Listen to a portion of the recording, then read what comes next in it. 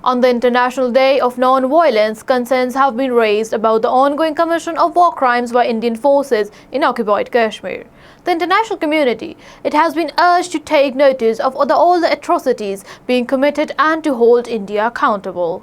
Reporters Without Borders has condemned India's imposition of an information black hole in occupied Kashmir, severely restricting access to information and crippling press freedom. This move has made it increasingly difficult for journalists to report on the ground, exacerbating the already dire human rights situation. The High Court of Indian-occupied Jammu and Kashmir has ordered the release of detainees, citing the authorities' failures to apply their minds in the cases.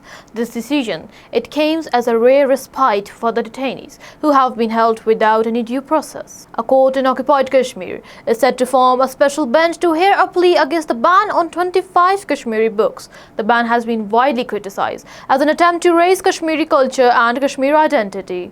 Indian authorities have conducted raids on residences, showrooms and hotels in occupied Kashmir while a curfew has entered its 9th day. In Ladakh aimed a siege.